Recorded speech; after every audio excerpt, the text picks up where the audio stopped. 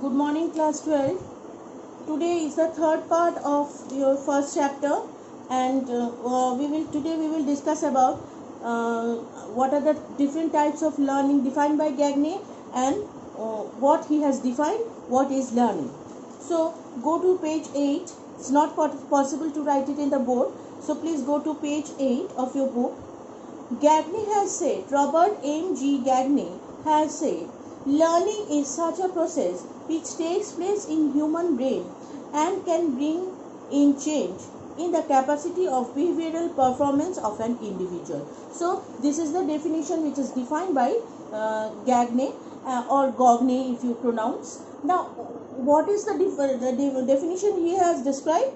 That it is a process which takes place in human brain and it can bring desirable changes in the behavior, and an individual can change his behavior according to the learning what he has experienced in his day-to-day life.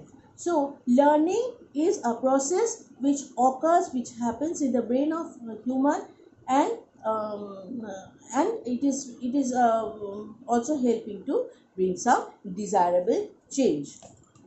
Now we will discuss about the different types of learning which is described by M. G. Gagne. Now see, he has discussed signal learning, stimulus response learning, chaining learning, verbal associative learning, discrimination learning, concept of learning, rule learning, and problem solving learning. So these are the 8 different types of learning he has discussed. Now what is signal learning? Signal learning, signal, what does signal indicates? It is indicating a particular signal. Suppose when you cross the road, what do you see? Is it red light, or it is a green light, or it is yellow? According to that, if you are in a car, you start driving when you get ready when it is yellow, when you start driving when it is green, and again you have to stop when it is red. So the signal is indicating the response what you are going to give. So Mr. Gagne is saying that signal learning is the first type of learning which is seen in a human brain. Means what signal is providing, according to that the response will occur, isn't it? Second type, stimulus response learning. So more or less the same type. The fixed is the stimulus, the fixed is the response. So what type of signal will be provided to someone, or what type of stimulus? If someone will run towards you, what you will do? You will go at the back. If someone will raise their hand in front of you, what will happen? You will blink your eye. So according to Gagne, the second type is the stimulus is fixed, the response is fixed for the specific type of stimulus. Number 3, chaining learning. Chaining learning or connection. What is that? You will open your book page number 8. You will get all the points. It is written over there. So what is chaining learning? It is connecting that the two factors. Means suppose an incident has happened. When some investigation goes on, what happens? They used to settle the case step by step, isn't it? And they used to join the different parts together to get the solution. So chaining learning means connecting different separate individual parts which are rather connected together to get the solution. That is one type of learning. Verbal associative learning. Verbal associative learning means association means to bring together. Verbal means orally. So when I am saying to you something, you are able of understanding. That is called verbal association. Means when you are associating my words with your thought, it is called verbal associative learning. So the capacity of learning, the ability of learning is called verbal association.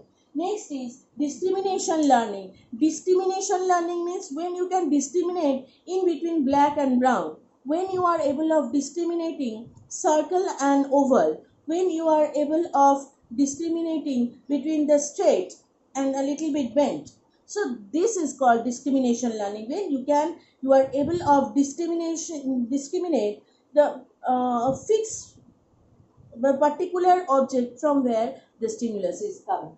Next is concept of learning. Concept of learning means suppose the thing what is sweet or what is sour or what is hot and what is bad, what is good.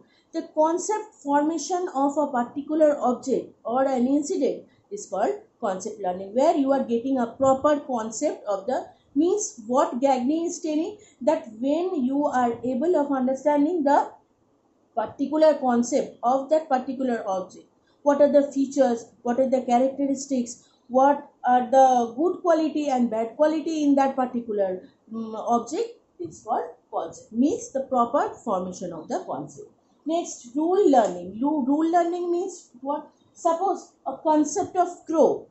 A concept of crow, what are the first and foremost few things we can think of? It is a bird, it is black in color, it has two wings through which it can fly. So rule learning means you are associating all the feature to develop a particular concept. It's a bird we know they can fly, majority of the birds can fly. Now it is black in color, we have the concept of black. Next, they have two wings also we have seen through which they can fly. They with the light body, with the help of the heavy wings, they can fly easily, they can keep the balance. So joining this concept, we are ruling on the particular different features, and we are bringing together to form a particular concept. And finally, problem solving learning. When you are in a problem, when we are in a problem, what do we think, how to come out of the problem, isn't it? Or what is the solution of it? So slowly, step by step, just like the judge of a court, they used to listen all the steps of the problem, and then they used to find out the criminal, who is the particular criminal. Like that, it is just an example. Any type of problem you are facing or we are facing in our life, we have to think it from the best, and that will help you to solve the problem. So problem solving learning is the next step of the last step of learning stated by Gagne. So this signal learning, stimulus response learning, chaining learning, verbal association, discrimination, concept of learning, rule learning, and finally the problem solving. Above all, above everything, solution of the problem is the most important part of learning, and which can be done by the process of learning. So this is all about the 8 types of learning stated by Gagne. Next day we will start with maturation, definition, its characteristics, and what are the dissimilarities, what are the difference and similarities between learning and maturation. Thank you.